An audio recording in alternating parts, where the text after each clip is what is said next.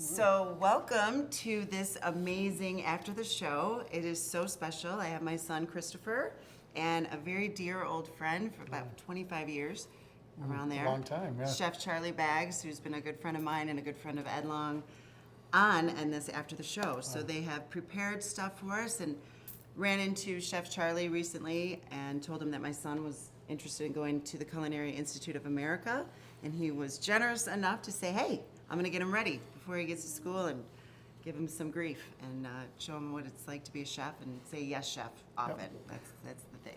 So going to take a bite of what they've created, and hope you guys enjoy this episode because it's pretty cool.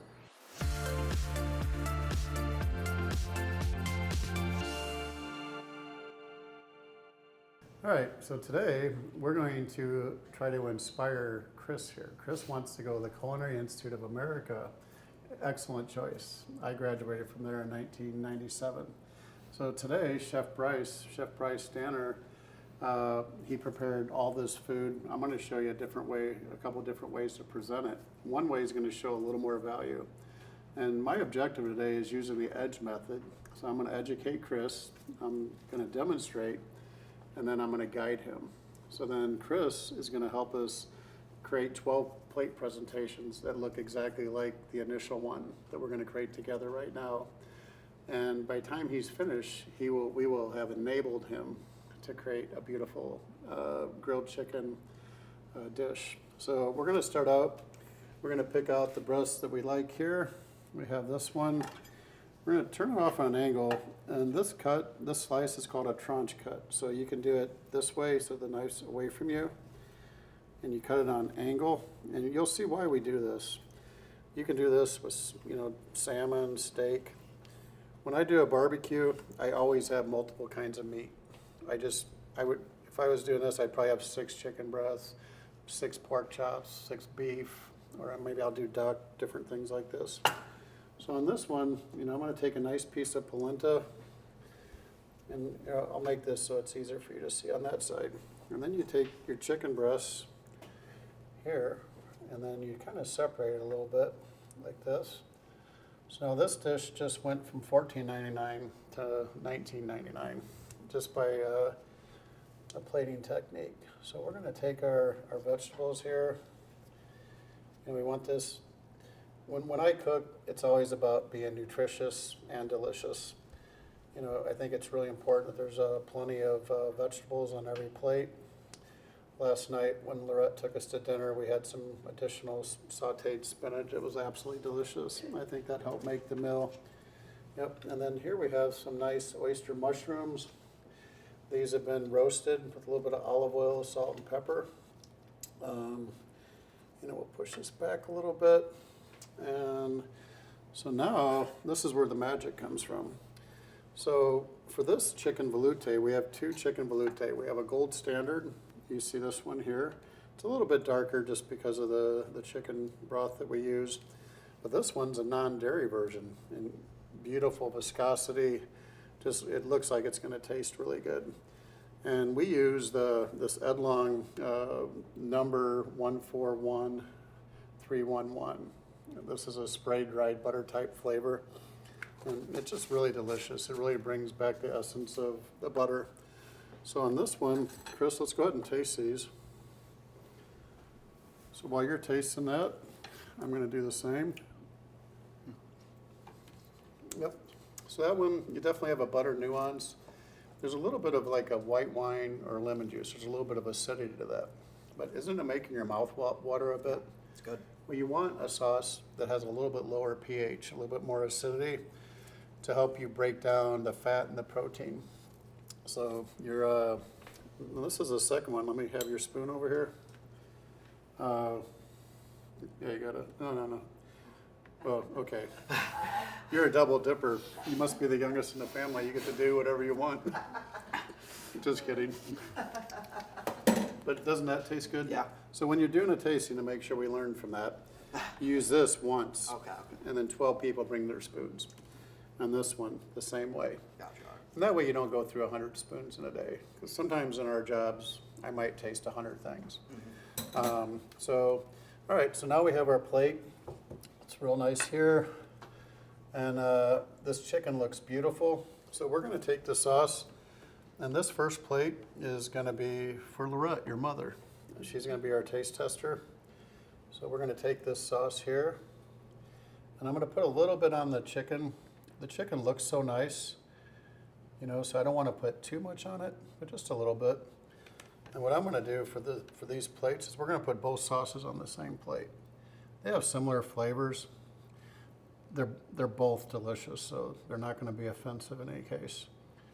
You know, and then yep, and then this plate, you know, we'll take our paper towel here.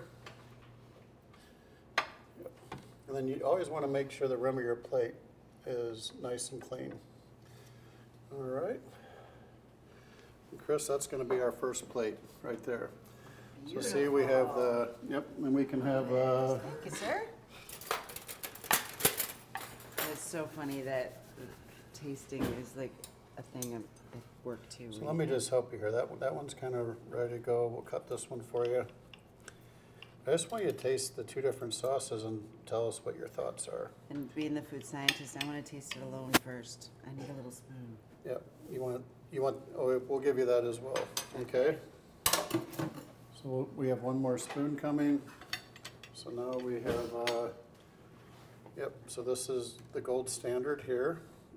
One of my favorite things is doing this, and I'm a lefty. Wow. You know, I this is love a that. very simple sauce. You know, other things we could do to this Taste the sauce. lemon. We could add fresh chives to this. You could do tarragon, could be nice. If you wanted this to have a little bit of more of a tinge to it, you could add a little bit of a tomato paste to it. Would give it a different color. But it also changes. This is a mother sauce. When you start changing it, you can make 1,000 different sauces out of this, depending on what you add to it. Of course, I mean, this is beautiful, but like that's really good in terms of mouthfeel, even, which is always Yeah. the tricky bit when you don't have any dairy. Well, yeah, this one's the no dairy, and this is the gold standard, right? No, Yep. isn't it? No, this This is. is non-dairy. You are absolutely right. It's a good thing you can read. And I don't even couldn't have my see that. glasses on. Yeah, but they both taste nice. That's The good that pH you is didn't know around- the difference. No, that makes me really happy. See? That's a That's how- win. That's a win. That's how good Edlong really is. Right? Exactly. Now, does this plate look nice? You have different colors. It's And everything's beautiful. going to go well with the sauce. And, Beautiful. you know, like we all agree, sauce is the boss. That's for sure. And how it like reacts with. Natalie, do you have a? What is mouthfeel? Perfect fit. That was really good. I gotta finish chewing. Yep. So while she's talking about it, you know, mouthfeel has to do with like the velvety texture. You know, does it melt right away? You know, what type of, if you have a lot of chicken fat, you know, chicken fat can be really waxy. It's a different mouthfeel than pork fat. So I think mouthfeel. another way yeah, to think of mouthfeel too is like skim milk, whole milk. yeah. If you just literally did skim 2% whole milk and half, like the half and half will have a lot of mouthfeel and a lot of coats your mouth. Absolutely. When the skim is like just real thin and it's more water and less fat, yeah. Yeah, and kind of disappears really quick. And so the mouthfeel in a pepper grinder. sauce is like the thickness and the Yeah. creaminess, viscosity, like you talk about. That's Right. beautiful. You know, and we were talking about trends earlier. One of the other trends I think we're going to see is as people are becoming more flexitarians, we're going to start seasoning vegetable dishes with meat. So they're not going to be vegetarian, but they're going to be plant forward. So like when you make greens in Southern style, you use, I think this needs a little black pepper. So I'm the waiter. Would you like some black pepper, ma'am? Of course, thank Okay, you, sir. There you go. I think this will. Ooh, yeah. Yeah, it adds a Who little doesn't bit of like- color, but even the aroma, I like the smell of the black pepper. I want a knife again, because I want this in my sauce. These mushrooms are so cool looking, Thank you. and they're so pretty when they're not cooked. Oh. That's like a ornament, you know, like. You know, why don't we, if it's okay, I'd like to bring Chef Bryce over here. And Sure. Chef Bryce, can you explain to us how you made each one of these dishes? Sure. So for the chicken, we grilled it off with just some oil, salt, and pepper, and actually finished it in the sous vide machine over there. So Oh. we just got it perfectly up to temperature of 165. For the polenta, you make basically a normal soft polenta, but you sort of cook out a little extra moisture. And I actually put some of the Edlong butter in that polenta. So maybe you can taste that a little bit. It's delicious. Great. Oh, that's really good. Yeah. So you And then just you know what I think is set fun that. is always having the control. I'm Yeah. a control freak on many levels, but having a control that doesn't have the flavor, and then you can see what the flavor's doing, you know?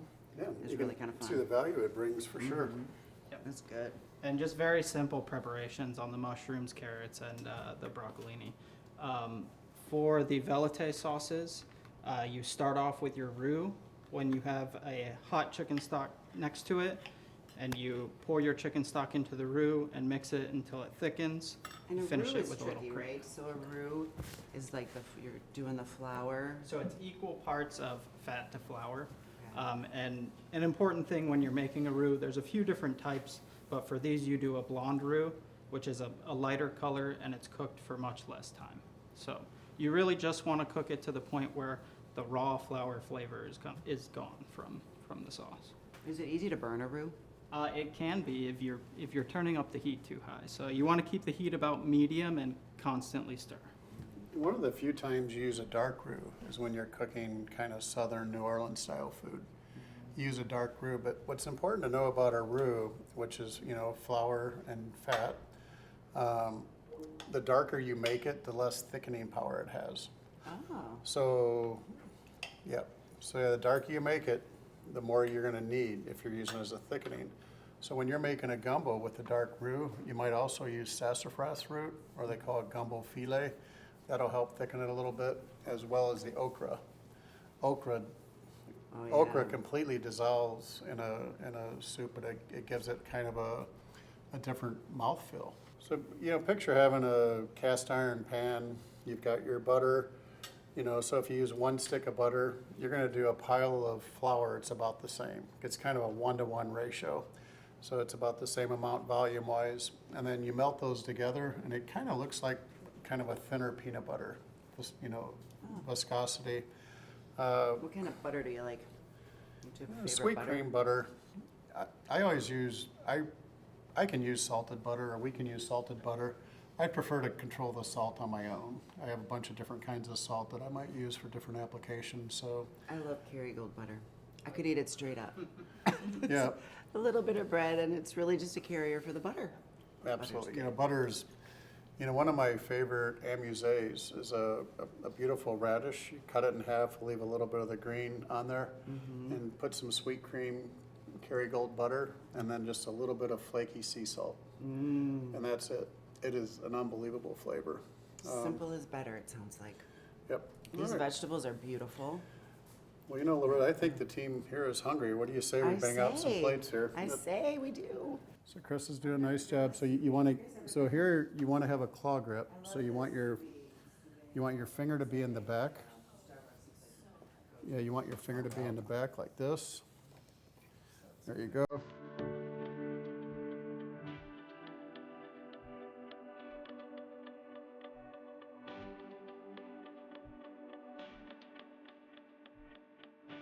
So tell us about what you created. So we created today, I'll just show you, you know, we have a hard polenta here with sun-dried tomatoes and fresh herbs and some of the Edlong butter flavor. We have a grilled chicken breast with 2 different veloutés, a control velouté using chicken stock and a roux and butter. And the other one was with the Edlong butter flavors. And we used a Blue Diamond heavy fat soy milk product that kind of resembles a cream, and then some locally roasted, some local vegetables that we roasted off. Oh my God, it's so But good. it should all complement, the sauce should complement everything, and I'm loving the polenta, and the sauces are amazing. absolutely. So And we it's- tricked Chef, and he thought that the one with the Edlong flavor was the gold standard, so that just like literally made my day today. yeah, But really good stuff. Have you gotten to taste it yet? Mm-hmm. Yeah, it's really good. oh, thank you. Yum. Edlong 311. Best flavor ever. So everybody enjoy lunch, and It's yeah, really good. Yes, thank you. Thank you so much. you're welcome. Thank you. Good luck. Yeah.